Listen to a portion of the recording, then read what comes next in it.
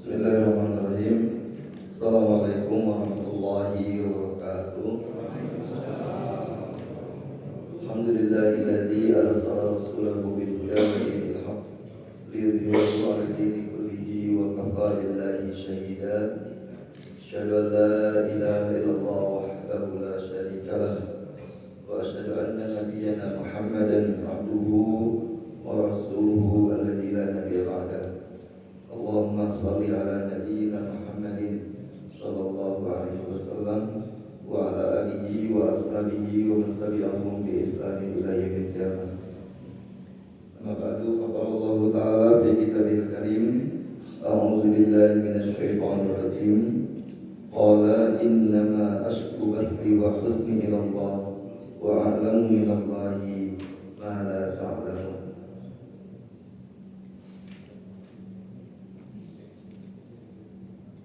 وقال تعالى فأجاءها المخاض إلى جذع النخلة قالت يا ليتني مت قبل هذا وكنت نسيا منسيا. أما بعد فإن خير الكلام كلام الله وخير الهدي هدي محمد صلى الله عليه وسلم. Jamaah yang dirahmati Allah Subhanahu wa taala, di dalam Al-Qur'an ada banyak ayat yang disebut dengan namanya ayat tasliyah. Ayat-ayat tasliyah itu artinya adalah ayat yang menghibur, ya, di saat kondisi orang sedang berduka atau sedang bersedih, ya. Dan itu di Al-Quran banyak sekali ayat-ayat tentang ayat-ayat tasliyah. Satu contoh misalkan ayat-ayat tasliyah itu, ayat-ayat penghiburan itu, semua surat yang dimulai dengan lafaz inna itu adalah ayat-ayat yang menghibur Rasulullah SAW. Lafaz inna, ayat di Al-Quran itu kan ada surat yang dimulai dengan lafaz inna, ya. Ada 4 surat, ya. Dan saya yakin bahwa di antara surat yang 4 itu ada yang sudah hafal di luar kepala, ya. Maka jadi ayat favorit, ya. Inna a'tayna kal kautsar, ya. Surat 108. Ada lagi surat 97, Inna anzalnahu fi lailatul qadar. Ada lagi surat 71, surat Nuh, Inna arsalna Nuhan ila qaumihi an anzir qaumaka min qabli an ya'tiyahum adzabun alim. Ada lagi surat 48, Inna fatahna laka fathan mubina, ya. Jadi 4 surat yang dimulai dengan lafaz inna ini adalah surat atau ayat-ayat yang disebut dengan ayat-ayat tasliyah. Tasliyah itu menghibur, ya, di saat Nabi sedang bersedih. Inna a'tayna kal kautsar itu menghibur Nabi ketika Nabi sering dicela dengan kalimat abtar. Muhammadul abtar. Abtar itu artinya mandul, atau terputus garis keturunannya. Karena Nabi Muhammad itu setiap anak laki-lakinya selalu meninggal, ya, selalu meninggal, ya. Qasim, Abdullah, begitu pula dari pernikahan dengan istri yang lain namanya Mari Al-Qibtiyah, punya anak Ibrahim pun meninggal, ya, di usia balita, ya. Makanya orang-orang Arab mengatakan Muhammadul Abtar, yang Muhammad terputus garis keturunannya, bahasa kitanya mandul.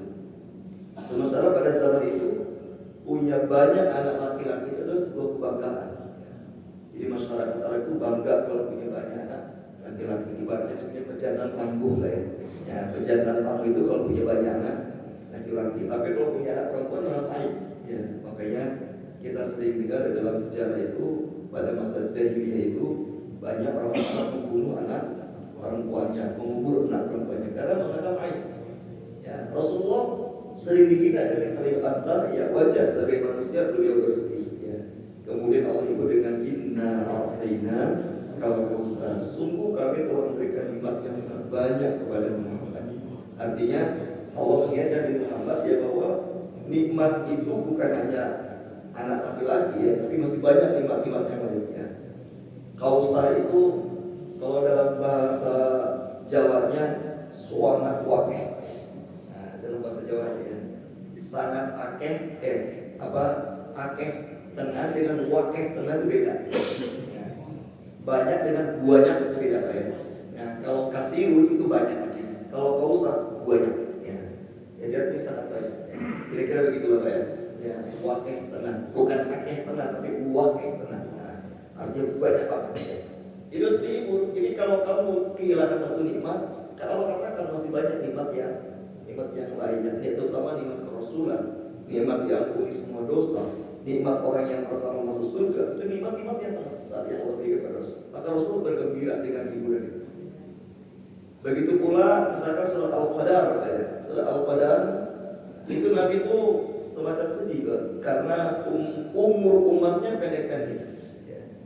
Ya, umur umat Nabi Muhammad antara 60 sampai 70 ya, sangat sedikit yang lebih dari itu ya. Dan saya lihat di sini belum ada yang 70 paling 50 paling semua di sini ya. Ya, masih muda-muda kelihatannya ya. 17 ya. Baru kelihatannya jenggotnya kan putih ya. Padahal usianya masih muda. Ya. Jadi umur umat itu kata Rasulullah antara 60 sampai 70 sangat sedikit yang lebih dari itu. Pendek. Sementara umur umat Nabi Nuh itu sampai 1000 tahun. Ya, umat Nabi Musa, Nabi Ibrahim antara 400 sampai 500 tahun. Ya, umat itu panjang-panjang. Nah, Rasulullah pikir pakai logika Pak. Kalau umur umat terdahulu umurnya panjang dan beriman, betapa banyak amal soleh yang bisa dikumpulkannya. Sementara umur umat Nabi pendek-pendek ya. Berarti kalaupun sesoleh apapun nggak bisa mengalahkan pahala umat terdahulu yang umurnya panjang-panjang ya. Ya, maka Allah menghibur Nabi dengan inna anzalnahu fi lailatul qadar. Kata Allah tentang Muhammad ya, walau umur umat pendek, tapi Allah beri keistimewaan kepada umat itu namanya malam Lailatul Qadar. Ya, kalau beribadah di malam itu pahalanya lebih baik daripada 1000 bulan ya. Lebih baik, bukan sama dengan, lebih baik dari 1000 bulan. Ya, 83 tahun ya. Ya, kalau Pak Syarifuddin kemarin ibadah di tanah suci ya. Ya, pas malam Lailatul Qadar dapat pahala ibadah, ternyata dapat pahalanya 50.000 bulan. Berapa itu? Ya, 10.000 bulan aja berarti kan 830 tahun kan ya. Itu sudah mengalahkan umur umat Nabi. Ya, itu baru sekali Lailatul Qadar. Bagaimana kalau kita tiap tahun mendapatkan pahala ibadah-ibadah di malam Lailatul Qadar ya. Jadi Rasulullah terhibur Pak ya, walaupun umurnya pendek tapi jumlah pahala yang akan dikumpulkan oleh umat Nabi Muhammad jauh lebih banyak daripada yang dikumpulkan oleh umat terdahulu yang umurnya panjang-panjang. Kenapa? Karena umat terdahulu nggak ada Lailatul Qadar. Sedang umat Nabi Muhammad ada Lailatul Qadar. Itu namanya inna anzalnahu fi lailatul qadar. Maka Nabi senang, ya, Nabi senang terhibur dengan ayat itu. Ya. Begitu pula surat Nuh, ya inna arsalna Nuhan. Nabi itu bersedih. Ternyata dalam dakwah ini justru mendapatkan respon yang buruk. Ya. Dapat intimidasi, kesaliman, penghinaan, celaan, bahkan kekerasan fisik, Pak ya.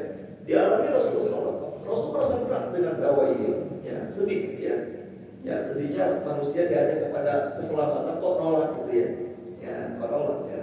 Seperti misalkan Bapak ingin menyelamatkan ayam yang kakinya terjerat tali, Pak ya. Ya. Itu kira-kira kalau ada ayam jago kakinya terjerat tali, Pak ya, sampai dia susah jalan. Kalau kita ingin menyelamatkannya, Pak, dia lari atau nyamperin kira-kira, Pak? Lari. Ya. Kalaupun kita bisa tangkap, Pak, kira-kira matuk atau tidak matuk dia? Matuk. Padahal kita selamatkan, ya. Mau kita bukain tali. Itulah ibaratnya masyarakat Arab jahiliyah, diajak kepada keselamatan, kepada kebahagiaan, kok malah mereka menolak bahkan mengintimidasi Rasulullah. Rasul sedih, manusiawi yang sedihnya. Kemudian Allah turunkan surat Nuh, inna arsalna Nuhan. Allah kira-kira memberitahu kepada Nabi Muhammad, bukan hanya engkau yang dapat perlakuan buruk. Nabi Nuh bahkan lebih dari itu, ya. Beliau umurnya sampai 1000 tahun, dakwah 950 tahun. Nabi itu kan akan jadi Rasul usia 50 tahun Pak. Kemudian meninggal di usia 1000 tahun. Berarti dakwahnya 950 tahun ya. Dan itu umatnya hanya nyampe 100 orang. Ya, umatnya hanya nyampe 100 orang umatnya. Ya. Jadi per 100 tahun 10 kurang lebih banyak. Per 100 tahun 10 Pak dia masuk Islam ya. Ya bayangkan. Nabi Nuh di dakwahnya yang lebih lama kata Allah, lailan wa naharan, dakwah siang dan malam sama mendapatkan perlakuan buruk ya. Dan nabi-nabi yang lain juga sama begitu. Maka Rasulullah Pak mulai terhibur ya, ternyata beliau tidak sendirian yang menderita dalam mengemban dakwah ini ya. Ya sama Pak kalau ada bencana alam di satu daerah Pak ya, kemudian gempa yang sangat semua satu berupa rumahnya pada roboh semua, itu kan bisa saling menguatkan Pak ya. Ya, tapi kalau yang roboh cuma rumah dia doang sendiri, yang lainnya roboh, sedihnya gimana Pak? Ya, bencana alam gempa ya, gempa di satu daerah, ternyata cuma satu rumah yang hancur, yang lain normal aja gitu, nggak ada masalah. Itu kan pasti sedih. Tapi kalau banyak yang hancur kan ya bisa saling memotivasi lah ya, saling motivasi. Jadi agak terhibur lah. Ya sama kayak kemarin COVID Pak ya. Ya banyak orang yang susah tapi kan terhibur juga, bukannya kita yang susah gitu ya. Yang lain juga banyak yang susah ya. Seperti sekarang BBM naik Pak ya. Terus saya itu ya bukannya kita yang susah, yang ini juga sama gitu ya. Ya agak terhibur lah kira-kira ya. Makanya Allah hibur Rasulullah dengan kalimat inna arsalna Nuhan. Allah katakan bukan hanya engkau Muhammad, Nabi Nuh yang lebih lama lagi dakwahnya pun dapat perlakuan yang sama. Maka Rasulullah Pak mulai senang terhibur lah ya, ternyata tidak sendirian lah dalam penderitaan, dalam menanggung beban dakwah ini. Ayat terakhir surah Al-Fatah, inna fatahna laka fathan mubina, ini juga turun setelah perjanjian Hudaybiyah. Ya, dalam perjanjian Hudaybiyah itu kaum muslimin kan isi perjanjiannya seolah dirugikan. Ya, semua isi perjanjian Hudaybiyah itu poin-poinnya Pak itu kelihatannya merugikan kaum muslimin Pak. Ya satu contoh misalkan isi perjanjiannya kalau orang Mekah pergi ke Madinah maka harus kembali ke Mekah, tidak boleh tetap di Madinah. Tapi kalau orang Madinah yang kembali ke Mekah maka tidak boleh kembali ke Madinah. Nah, ini seperti itu Pak, merugikan Pak ya. Ya Nabi Muhammad maka delegasi dari orang kafir Pak tidak mau menandatangan kalau kalimatnya Bismillahirrahmanirrahim, tidak mau Pak. Ada lafaz Bismillah. Dia juga tidak mau menandatangani ya perjanjian antara Rasulullah Muhammad SAW dengan orang kafir. Mereka nggak mau dengan kata-kata Rasulullah. Muhammad saja jangan pakai kata Rasulullah. Ya. Jadi semua sahabat itu marah Pak. Ya sampai Rasulullah itu Pak ketika mau tanda tangan tanya sama Ali. Ya Ali, di mana aku harus tanda tangan kata Rasulullah. Ya kan Rasul nggak bisa baca dulu sampai. Nah di mana harus tanda tangan Pak? Ada tunjuk di sini. Karena semua sahabat protes. Ya kepada Rasulullah karena isi perjanjiannya adalah merugikan kaum muslimin. Ya. Semua sahabat itu sedih Pak dengan Nabi menandatangani perjanjian yang kelihatannya merugikan. Kemudian Allah hibur dengan inna fatahna laka fathan mubina. Sesungguhnya kalian akan diberikan kemenangan dengan kemenangan yang gemilang. Maksudnya kalian sekarang mengalah dulu ya, tapi suatu hari kalian akan menguasai kota Mekah. Ya. Nah ketika terus Al-Fatih ini Pak semua sahabat terhibur ya, walaupun mereka tidak bisa masuk kota Mekah tahun ini, tapi ke depan mereka akan menguasai kota Mekah, apalagi dengan turun kemudian disusul dengan surat idza jaa nasrullahi wal fath wa ra'aitan nasa yadkhuluna fi dinillahi afwaja. Nah, ini kesedihan yang kemudian kita sedih dihibur Pak ya, dihibur ya. Begitu pula surat Al-Duha Pak ya. Rasulullah kan celak sama orang kafir karena beberapa waktu lama ayat tidak turun, wahyu tidak turun. Nabi terus minta pertolongan kepada Allah Subhanahu wa taala ya, dari kekerasan orang kafir, tapi belum juga turun pertolongan Allah, belum juga turun ayat dari Allah. Bagaimana Rasulullah? Sampai Ummu Jamil itu istrinya Abu Lahab yang mengatakan begini, setannya Muhammad telah meninggalkan Muhammad. Jadi orang kafir mengatakan Muhammad telah dibenci sama Tuhannya tidak lagi mau menolong, buktinya tidak lagi turun wahyu ya. Rasul sedih Pak. Ya, bahkan Rasul Pak sampai mulai overthinking ya. Ya, Nabi saya berpikir jangan-jangan ya Allah sudah tidak peduli kepada aku. Sampai berpikir begitu Pak. Maka turunlah Allah menghibur ayat ma wadda'aka rabbuka wa ma qala. Sekali-kali Tuhan Muhammad tidak pernah meninggalkanmu dan Allah tidak pernah membencimu. Ya. Jadi Allah menghibur Rasulullah dengan kalimat aku tidak pernah meninggalkanmu Muhammad ya. Kemudian diingatkan alam yajid kayatiman fa'awa, lalu kamu yakin bahwa wajadaka dhalan fa'adadun kau sesat lingku, bahwa wajadaka ailan fa'adna dun kau kelaparan. Apakah Allah pernah membiarkanmu? Kata Allah tidak pernah. Ya Allah tidak pernah membiarkan. Maka Rasulullah mulai senang lagi bahwa ternyata Allah sudah mendeklirkan bahwa Allah tidak pernah meninggalkan Rasulullah SAW. Nah, ini namanya ayat-ayat tasbih Pak ya. Jadi dan masih banyak lagi ayat-ayat yang menghibur Pak ya. Seperti Rasulullah menghibur Abu Bakar yang sedang ketakutan pada gua surga ya. Kata Nabi la tahzan innallaha ma'ana ya. Itu kan ayat menghibur Pak ya. Menghibur. Nah ini menunjukkan bahwa jemaah Allah dari kisah-kisah ayat tasliyah ini ada beberapa hikmah yang bisa kita ambil ya.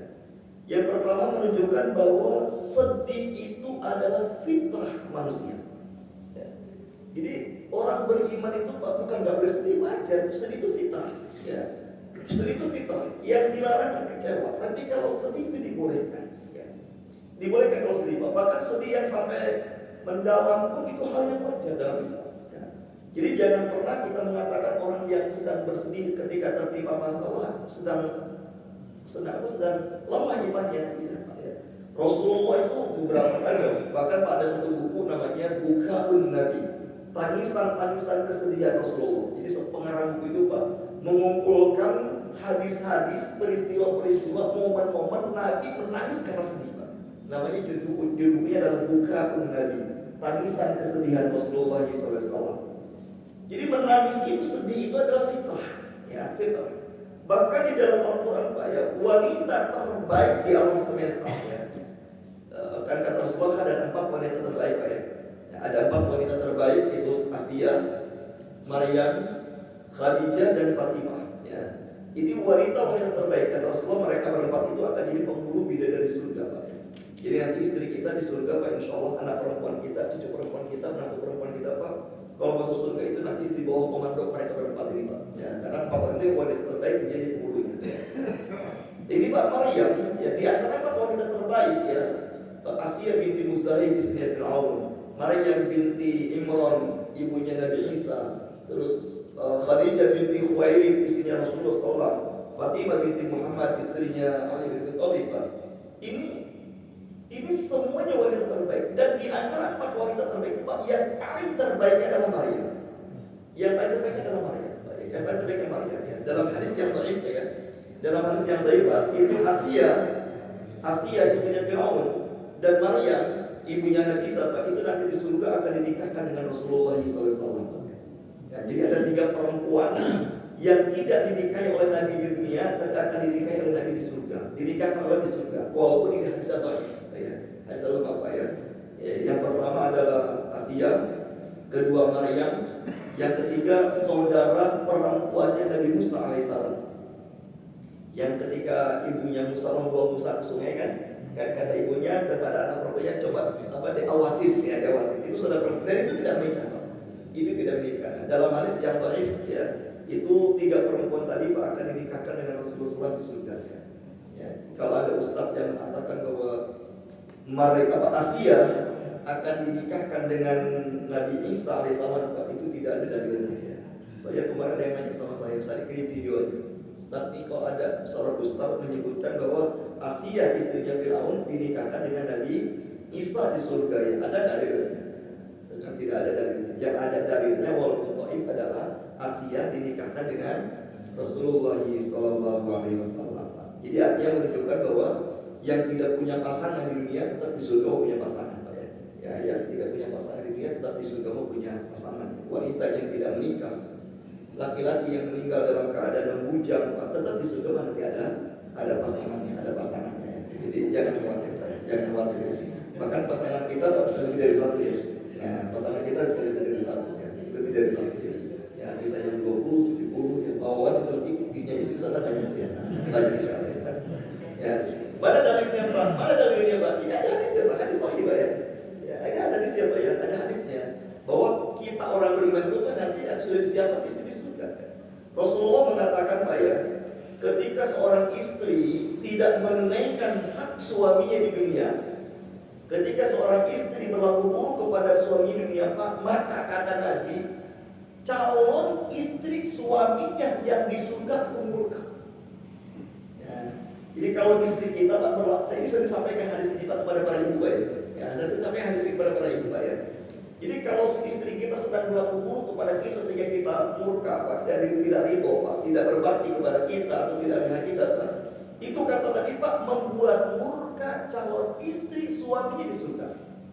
Ya, sampai dia berdoa ya, ya Allah binasakanlah dia di dunia ya, istrinya itu Pak. Bayangkan, jadi makanya bilang sama istri Pak, jangan hati-hati ya, artinya udah punya calon istri di surga ya. Atau bapak yang tidak berani poligami di dunia, gak usah khawatir Pak, insya Allah berpoligami nanti di surga ya. Nanti pulang ke rumah bilang istriku, insya Allah aku siap poligami ya. Tapi nanti dengan beda dari surga ya, beda dari surga ya. Jadi istri-istri yang tidak taat kepada suaminya Pak, itu dilaknat oleh istri kita di surga. Ya. Sekali lagi Pak, ya, kata Nabi dalam hadis riwayat Bukhari, kalau istri kita tidak taat sama kita di dunia ini, sehingga membuat kita murka kepada istri kita Pak, ya, karena ketidaktaatannya atau karena musuhnya yang berbuat maksiatnya, maka istri kita yang di surga itu melaknatnya, ya, itu melaknatnya. Sebab maka setahu istri kita Pak, jadi yang kalau saya marah sama kamu, bukan saja yang marah, istri saya pun sudah marah, ya. Berapa istrinya Pak? Paula Pak, bisa 10, bisa 20, bisa 70 Pak, ya, istrinya, ya. Itu Masya Allah Pak, ya, itu Masya Allah, ya. Jadi sabar-sabar dikit Pak, ya, sabar-sabar dikit, ya. Kalau keinginan poligami tapi tidak punya keberanian, ya, istrinya terlalu takwa Pak, ya, terlalu takwa sama yang tua misalnya, ya. Kalau takwa enggak, sabar-sabar Pak. Soalnya di surga kita dapat bidadari yang jalan istri kita, insya Allah. Dapat di Maryam, wanita terbaik di antara 4 wanita terbaik. Maryam adalah yang paling terbaik. Ternyata Maryam itu juga pernah mengalami kesedihan yang sangat mendalam. Apakah Maryam disebut lemah imannya? Tidak juga Pak, ya. Maryam itu diabadikan di Al-Quran Pak, dalam surat 19 ayat 23, dia mengalami kesedihan yang sangat mendalam. Bahkan Maryam sampai minta mati kepada Allah. Saking sedihnya, saking beratnya beban yang dihadapi Maryam, itu sampai Maryam minta mati kepada Allah. Kata Maryam, fa'aja'ahal makhawd ila jiz'in nakhlah. Maka Maryam datang kepada ke pangkal kurma lalu bersandar. Dia hamil tua, ingin melahirkan Pak, ya. Dia ingin melahirkan, dia kan menjelang melahirkan kan Pak, dia pergi dari kampung halamannya Pak. Dia mengasingkan diri karena gak kuat dengan celaan dan hinaan dituduh wanita penzina kan. Ya. Kita aja Pak mungkin Pak, ya. Nauzubillah Pak. Kalau kita hidup di sezaman dengan Maryam waktu itu Pak, ya. Terus mendapat berita Maryam hamil tanpa punya suami dan tanpa pernah sentuh laki-laki, kira-kira persepsi kita apa kira-kira Pak? Negatif juga pasti Pak, ya. Maka Maryam itu harus mengatakan begitu, ya. Ya makanya di Quran dikatakan bahwa Maryam itu bukan gak punya suami Pak. Maryam tidak pernah disentuh oleh laki-laki.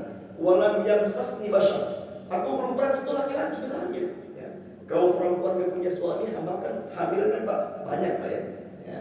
Seorang perempuan gak punya suami hamil kan banyak Pak, ya. Maka bahasa Qurannya Maryam hamil bukan tidak punya suami Pak. Tapi Allah katakan Maryam hamil belum pernah disentuh oleh laki-laki yang bukan mahramnya. Artinya Pak, jangankan berzina, sentuhan kulit aja belum pernah gitu. Nah makanya itu jadi tidak bisa dituduh bahwa Maryam itu berzina, ya. Tapi kalau Al-Quran katakan Maryam hamil tanpa suami, bisa kita tuduh dia berzina, ya. Tapi Allah katakan Maryam hamil dalam keadaan belum pernah disentuh oleh laki-laki. Maka Maryam mengasingkan diri gak kuat, ya, sampai lemah fisiknya. Sampai di sini Pak, kalimat kesedihan Maryam itu sangat mendalam. Inilah kalimat Maryam. Qalat ya laitani mithlu qabla hada wa kuntu nasyan mansiyya. Kata Maryam, ya Allah, seandainya matikan saja aku ya Allah sekarang. Ya kalau aku mati sekarang maka aku menjadi orang yang dilupakan. Jadi Maryam Pak tidak kuat menghadapi masalah ini Pak, sampai Maryam minta mati. Ini sedih yang sangat mendalam. Dan menariknya ketika Maryam berada dalam kesedihan yang mendalam sampai minta mati kepada Allah Pak, tidak ada teguran dari Allah. Artinya ini menganggap yang oleh wajar. Yang dia oleh wajar. Dibayangkan Pak, wanita terbaik di alam semesta pun pernah sedih. Maka sedih itu adalah fitrah. Yaitu fitrah Pak, bukan tanda lemah iman, bukan tanda lemah mental, tapi ini fitrah manusia sedih Pak. Coba kita lihat misalkan pada dalam surat ke-12 pun demikian Pak, ya. Dalam surat ke-12 bagaimana Nabi Yakub Pak, ya, dari mulai ayat 84 dan 85 Pak. Nabi Yakub Pak kesedihannya terus berlarut karena kehilangan 2 putranya Yusuf dan Binyamin Pak. Berlarut kesedihannya sampai saking seringnya ya Nabi Yakub menangis, setiap malam menangis Pak, sampai Allah katakan matanya memutih semua. Maksudnya sampai matanya buta. Ya bayangkan Pak. Nabi Yakub sedih yang mendalam karena setiap malam menangis sampai matanya buta. Sampai matanya buta Pak. Dan lagi-lagi Pak, ketika Nabi Yakub berada dalam kesedihan yang mendalam, itu kan bertahun-tahun Pak, ya. Yusuf hilang itu kan dari usia kecil. Baru ketemu Yusuf sudah jadi menteri Pak. Berarti berapa tahun berarti ya? Ya. Karena Nabi Yusuf itu kan dibuang oleh saudaranya ketika Yusuf masih kecil Pak, Pak, ya.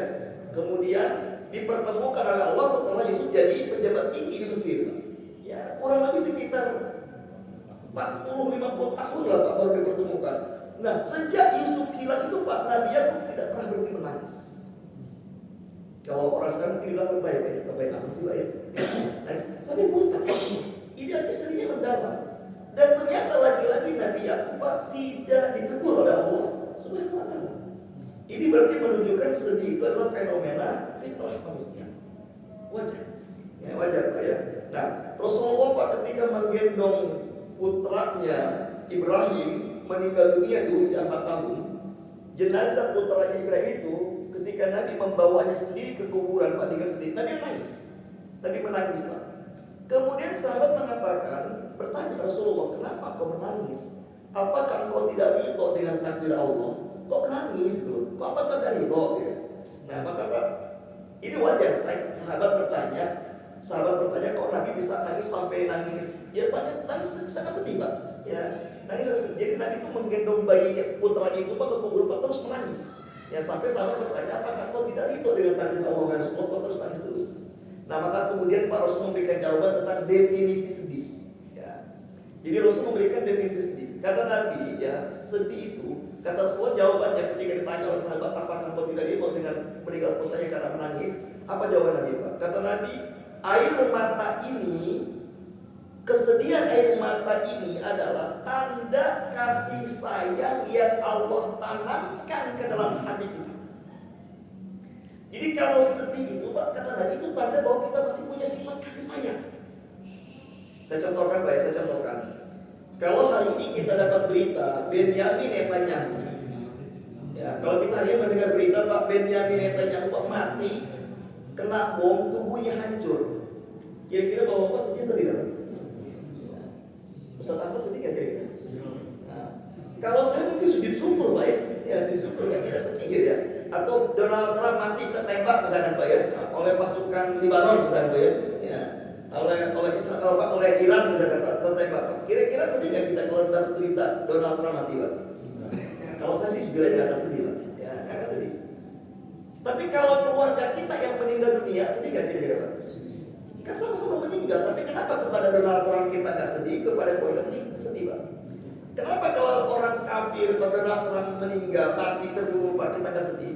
Karena Allah tidak menanamkan sifat kasih sayang di hati kita kepada Donald Trump. Tapi kira-kira kalau Donald Trump terbunuh, ada nggak yang bersedih Pak? Ada, minimal keluarganya.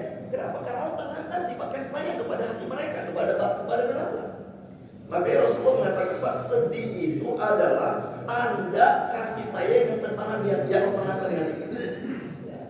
Ya bapak-bapak misalkan maaf ya lagi sehat ya seperti kodarullah kemarin Pak Syarifudin dia tiba-tiba kena stroke ringan ya sampai susah jalan lemes, sedih gak Pak?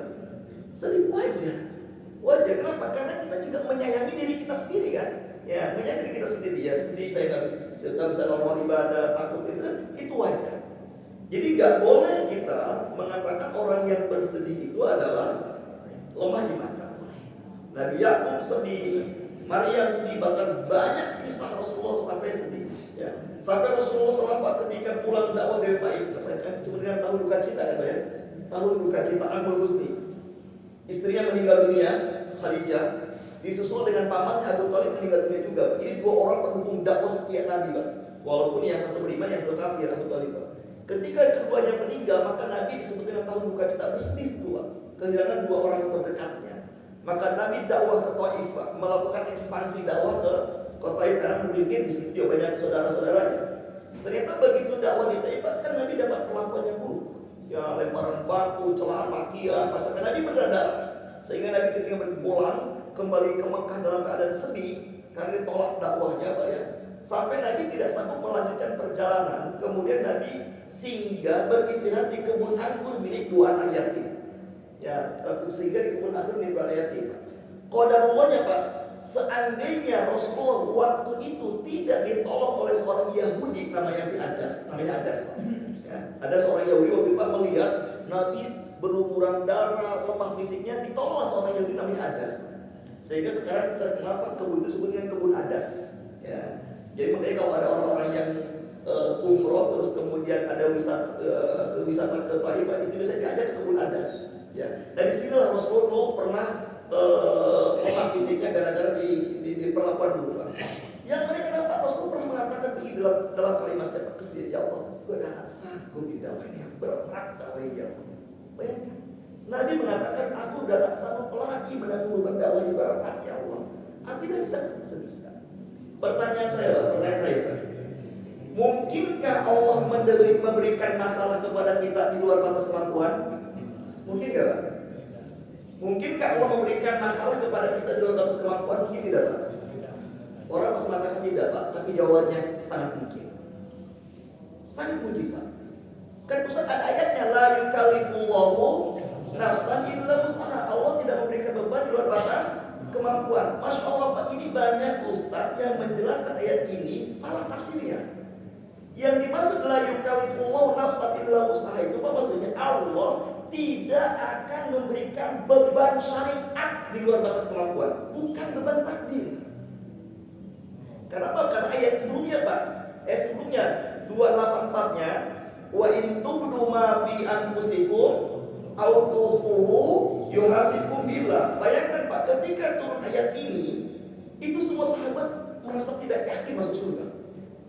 Kata Allah, apa yang kamu nampakkan dan apa yang kamu sembunyikan, keburukan yang sudah kamu nampakkan dan keburukan yang sudah masih kamu sembunyikan, itu tetap dihitung dosa. Masya Allah Pak. Jadi kalau kita berpikir negatif, baru berpikir negatif aja Pak, itu ketika turun itu Pak, itu kata Allah, itu sudah dosa. Bahwa pernah gak berpikir negatif Pak? Berpikir aja. Ya, lihat orang apalagi gitu Pak ya. Itu saja Pak dosa. Sehingga sahabat datang kepada Rasulullah, kalau keburukan yang tersembunyi saja masih dalam hati kami saja dihisab, rasanya cuma engkau yang masuk surga. Kami semua gak bisa. Nah artinya Pak, semua sahabat merasa tidak sanggup menanggung syariat ini Pak. Maka turun ayat katakan, la yukallifullahu nafsan illa wus'aha laha ma kasabat wa 'alayha ma kasabat. Allah katakan Allah tidak memberikan beban syariat di luar batas kemampuan. Maka kemudian Allah merubah hukumnya, yang tadinya keburukan yang masih tersembunyi dalam hati kita sudah dihitung dosa, kemudian Allah katakan laha ma kasabat. Kamu mendapat pahala kebaikan walaupun masih dalam niat. Jadi kalau kita baru berniat berbuat baik, itu sudah dapat pahala. Itu namanya laha ma kasabat. Tapi kalimat berikutnya wa 'alaiha ma kasabat, dan kamu dihitung dosa terhadap keburukan apabila sudah iktasabat. Iktasabat itu Pak sudah dinampakkan. Jadi kalau kita punya pikiran buruk, berniat berbuat buruk Pak, kalau masih tersembunyi dalam hati itu belum bisa. Belum bisa Pak. Kapan dihisabnya? Kalau sudah iktasabat. Kalau kasabat Pak, itu artinya kebaikan yang masih tersembunyi di hati sudah dapat pahala. Tapi kalau keburukan itu kalau sudah iktasabat, sudah dinampakkan. Tapi kalau disebutkan itu baiknya Allah Pak. Makanya kata Allah la yukallifullahu nafsan illa wus'aha. Maksudnya adalah Allah tidak memberikan beban syariat, tidak memberikan beban perintah dan larangan di luar batas kemampuan. Tapi kalau beban takdir, masalah, sangat mungkin Allah memberikan kepada kita di luar batas kemampuan kita. Sangat mungkin Pak. Mana dalilnya Pak? Maka kalimat berikutnya, Rabbana wala tuhammilna ma la taqata lana. Itu Allah ajarkan doa, ya Allah, jangan kau berikan kepada kami beban syariat di luar batas kemampuan kami. Artinya Pak, kalau kita tidak minta kepada Allah, sangat mungkin Allah memberikan beban takdir, masalah di luar batas kemampuan kita. Sangat mungkin Pak. Contoh Pak, Rasulullah tadi Pak, ketika merasa ya Allah aku gak sanggup lagi dengan dakwah ini, berarti Nabi merasa berat gak Pak? Nabi merasa tidak sanggup lagi. Apakah dicela oleh Allah? Tidak. Malah Nabi ditasliyah oleh Allah dengan peristiwa Isra Mi'raj. Dihibur kan, dia sering dirasakan Pak ya.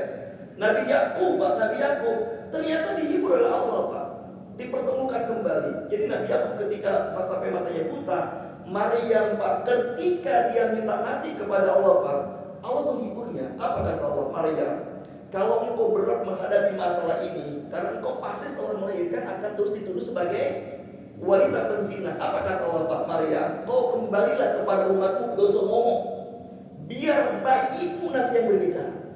Masya Allah Pak, Maryam ditasriyah oleh Allah Pak, dihibur oleh Allah. Ketika Maryam gak kuat dengan, ya Allah, kan Maryam Pak kenapa minta mati? Karena dia berpikir, kalau aku sudah melahirkan, pasti celaan, hinaan, tuduhan pasti akan terus datang kepada aku. Kata Maryam, aku gak akan kuat ya Allah, gak kuat ya, aku gak akan kuat pasti. Apakah Allah menegur Maryam, Maryam tolong gitu, jangan begitu, ya kan aku tidak memberikan beban luar batas kemampuan, nggak ada kalimat begitu Pak. Tapi Allah justru menghibur Maryam, kamu kembali kepada umatmu, kau berpuasa dan berbicara, tunjuk bayimu yang suruh ngomong. Masya Allah, terhibur. Makanya Pak Maryam ketika pulang ke kaumnya, dicela oleh kaumnya, apa kata Maryam? Tanya saja kepada bayinya. Sehingga Isa bayi Pak bisa ngomong, bisa berbicara. Ini Abdullah atani alkitab dan seterusnya. Pak, aku ini hamba Allah, kata Isa. Ya, karena ada 3 bayi yang bisa ngomong, ketiga bayi Pak ya. Itu salah satunya adalah Nabi Isa AS. Jadi ternyata ketika Maryam tidak kuat menghadapi masalah, itu gak dicela oleh Allah, tapi dihibur. Ya, dihibur. Berarti menunjukkan Pak, kita sangat mungkin dapat masalah di luar beban kemampuan kita Pak. Jadi jangan menggunakan dalil la yukallifullahu nafsan illa usaha. Itu dalil itu Allah tidak memberikan beban syariat. Contoh Pak, contoh. Syariat umat terdahulu misalkan Pak ya. Syariat umat terdahulu Pak, itu kalau namanya bersuci Pak, tidak ada istilah tayamum. Harus dengan air. Kalau junub Pak, harus dengan air, tidak bisa tayamum. Nah, orang dulu Pak banyak meninggal gara-gara bersuci dengan air Pak. Di musim yang sangat dingin Pak, harus mereka separah apapun sakitnya, kalau bersuci harus pakai air. Kita kira-kira sama atau tidak Pak? Akan sakit. Maka Pak kemudian kalau turunkan kepada umat Nabi Muhammad Pak, syariat namanya tayamum. Namanya tayamum. Ya, jadi boleh bertayamum. Umat terdahulu Pak, kalau sholat tidak boleh di mana-mana Pak, harus di masjid. Kebayang Pak ya, sholat harus di masjid Pak ya. Kira-kira sanggup gak kita Pak? Ya, bapak pergi kemana Pak, pas tidur harus dari masjid dulu Pak ya. Ya repot kalau di hutan Pak ya. Ya lagi nggak ada masjid Pak. Nah ternyata Pak, itu beban umat terdahulu. Umat Nabi Muhammad Pak, kata Allah Pak, kata Allah semua bumi adalah masjid. Kita boleh sholat di mana saja kecuali 2 tempat, kuburan dan kamar mandi Pak. Ini artinya Pak, Allah tidak memberikan beban syariat di luar batas kemampuan kita sebagaimana yang Allah timpakan kepada umat terdahulu. Tapi kalau takdir Pak, itu sangat mungkin kita diberikan takdir masalah di luar batas kemampuan. Ya, sangat mungkin Pak. Ya. Makanya jawaban Allah, kenapa Maryam tidak dicela? Kenapa Nabi Muhammad tidak dicela? Kenapa Nabi Yakub juga tidak dicela ketika mereka merasa berat menghadapi masalah Pak? Kuncinya satu Pak, mereka hanya mengeluh kepada Allah. Mereka hanya mengeluh kepada Allah. Jadi Pak, dibolehkan kita mengeluh kepada Allah. Coba kita lihat Pak dalam surat 12 ayat 86. Ya kata Nabi Yakub, qala inna ma ashku bathi wa husni ilallahi wa a'lamu minallahi ma la ta'lamun. Sesungguhnya aku hanya mengeluhkan kesedihan dan kesusahanku hanya kepada Allah saja. Jadi jangan kalau Pak, kalau kita merasa tidak sanggup menghadapi beban masalah ini Pak, kita boleh ngeluh kepada Allah. Ya Allah, aku udah gak sanggup dengan masalah ini ya Allah. Silakan. Ngeluhnya tapi kepada Allah Subhanahu wa taala. Saya pernah Pak mengeluh itu sama Allah ya. Karena ayat ini saya sudah tahu dari Bujana ya, tentang ayat ini. Ya. Jadi saya pernah mengeluh sama Allah. Saya termasuk laki-laki yang kurang beruntung Pak kan. Karena dulu waktu bujangan Pak lebih dari 5 kali melamar perempuan ditolak terus. Ya. Ditolak terus Pak ya. Lebih dari 5 kali Pak ya. Bahkan saya pernah melamar perempuan Pak dalam seminggu 2 kali, dua-duanya ditolak. Ya. Ya. Saat hari Ahad tanggal 2 Ramadan saya melamar orang Cibinong, ditolak. Hari Seninnya Pak saya melamar orang Sukabumi, ditolak juga tuh ya. Nah, jadi ditolak terus Pak ya. Udah pengen nikah, ayo dulu, saya sebelum Pak, ya Allah sudah tak sanggup pengen nikah, takut Pak, siap ya Allah. Ya. Sampai saya katakan kalau ya Allah, jangan kan lihat gadis, lihat nenek-neneknya kayak anak muda gitu ya. Sakit sudah pengen nikah Pak. Ya. Masya Allah Pak, itu sudah pengen nikah Pak. Jadi kalau sama Allah. Dan alhamdulillahnya Pak, Masya Allah alhamdulillah Pak ya. Itu ketika setelah seminggu saya, itu masih ingat kos itu sama Ustaz Halim tuh, masih satu kos sama Ustaz Halim Pak ya. Jadi saya udah pengen nikah ya. Apalagi melihat Ustaz Halim sudah nikah duluan, tambah sedih lagi saya dong ya. Kok saya pengen gue kok kesan Ustaz Halim gitu Pak ya, kesan Ustaz Halim ya. Nah, ya. Ustaz Halim Pak bukan lagi melamar, Pak dilamar lagi Ustaz Halim Pak ya. Ya, Ustaz Halim itu Pak, itu yang minta nikah itu istrinya Pak. Ustaz ibu Bakis, ya ibu Bakis ya, karena ibu Bakis itu saya. Ya, Ibu Balkis itu isinya saat itu beri saya juga Pak ya. Ya itu dia mau saya Ustaz Halim, mau nggak nikah dengan saya? Ustaz Halim kaget Pak ya. Nah, kaget Pak ya. Ustaz Halim Bapak kita perempuan menawarkan ini, kalau saya menawarkan dia harus Pak, sedih pun nangis itu Pak. Seminggu berturut-turut pas turun nangis mengeluh sama Allah, tak sanggup lagi ya Allah, gini ya Allah, pagi cepat nikah. Masya Allah Pak, saya dihibur oleh Allah SWT Pak ya. Itu saya terhibur betul Pak ya. Salah satu hiburnya adalah Pak, di malam ke-7 atau keberapa itu Pak ya, saya bermimpi menikah dengan langsung dengan dua wanita. Dalam mimpi itu Pak, Masya Allah. Dalam mimpi itu Pak, saya langsung nikah dengan dua perempuan langsung Pak, dalam mimpi itu Pak. Ya perempuannya nggak tahu siapa, pokoknya Pak, karena itu pengantin Pak Prabowo itu istri saya dua-duanya. Masya Allah itu bahagia Pak ya. Dan ternyata ya itu yang menjadikan saya terobsesi pengen poligami itu Pak. Tapi itu Pak. Dan Allah kabulkan akhirnya, Allah kabulkan. Ini yang pertama Pak. Jadi Pak, jadi rahasianya kenapa kita boleh merasa tidak menghadapi masalah kalau kita ngeluh kepada Allah. Karena Pak, hakikatnya ngeluh kepada Allah itu sama dengan doa. Ya Allah, saya nggak sanggup lagi, ya Allah, istri saya bawel banget, ya makin baru udah pusing saya, ya Allah, buatkan apa Pak gitu? Kalau memang itu sama dengan doa. Artinya kita tidak ingin puisi kayak gitu Pak ya. Makanya Nabi Yakub Pak tidak minta ya Allah kembalikan Yusuf kepada aku, tidak. Tapi kata Yakub, aku hanya mengadukan kesedihan dan kesusahan kepada Allah. Saya artinya mau kepada Allah, maka tidak itu doa. Ya, silakan azan dulu lanjutkan.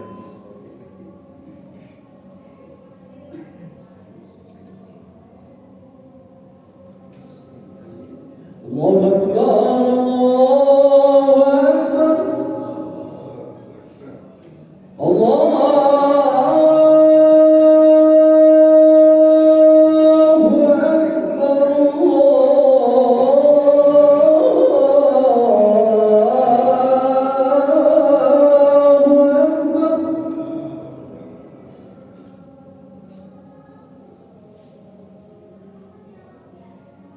أشهد أن لا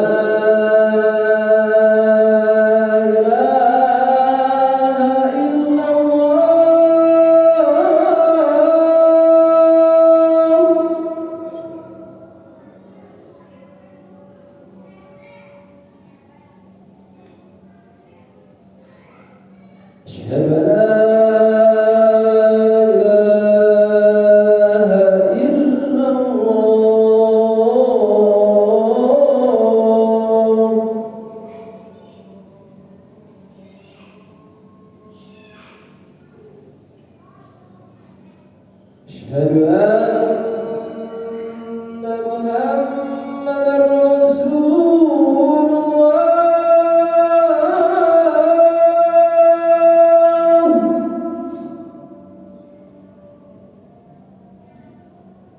أشهد أن محمدا